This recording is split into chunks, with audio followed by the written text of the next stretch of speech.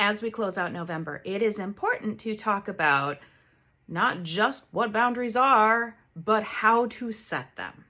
So today I'm going to take you through a little formula for how to set boundaries with people who are maybe violating those boundaries.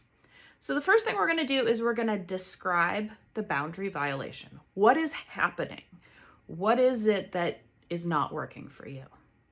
Then we're going to describe the change we want to see. What could make this better? How do we fix this? And then adding in some details about how am I going to support this change and what do I need you to do differently? So, how this looks in practice.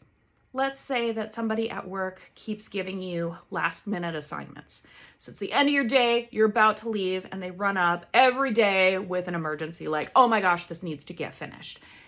And they're taking up a lot of your time. You never get to leave on time. Describing the boundary violation would be along the lines of saying something like, so I've noticed that right before my day ends, there always seems to be this last minute emergency. Describing the change you want to see. It's really important for me that I can leave on time because I have other commitments in my life outside of work. What are you going to do to support this? Okay.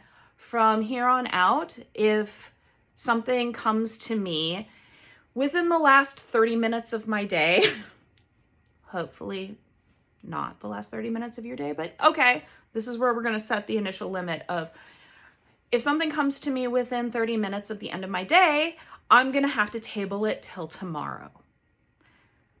What you need them to change. If there's something coming up that you're going to need my assistance with, I'm going to need you to request that before 2 p.m. Another boundary violation might be someone stopping by unannounced every time that they see that your car is in the driveway. They know you're home, but they're just showing up.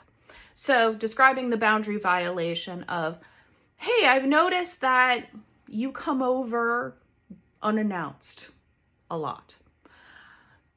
Describing the behavior or what you would like to see change.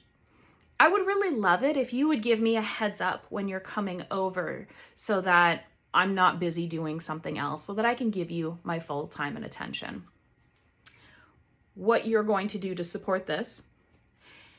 If you come over unannounced, I may not be able to answer the door. I might not let you in. What you need them to change.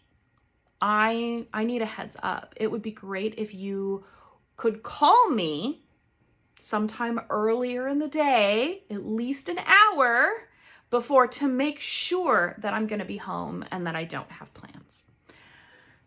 So that's just kind of the formula. Now, you have to have some options in mind for what you're going to say or what you're going to do if they don't like these boundaries, because there's a good chance that they might not agree with the request. Sorry, I can't do that. I won't know if there's going to be an emergency until it's an emergency. Or, well, how am I supposed to let you know if I just happen to be in the neighborhood? Okay, so what are you, at this point, we're setting a hard line. What are you saying here? That you can't give me a heads up? Okay, if you cannot give me a heads up, you cannot come over to my house. If everything is going to be an emergency, I'm not going to take on any additional tasks. So figure out kind of what that hard line is going to be going into this. What are you going to say? What are you going to do if they do not agree with the boundary that you're trying to set? But hopefully, if you follow this formula, you're outlining it in a way that they can recognize that maybe some changes need to be made and they might be agreeable. So give this a try. Let me know how it goes. Have fun setting boundaries.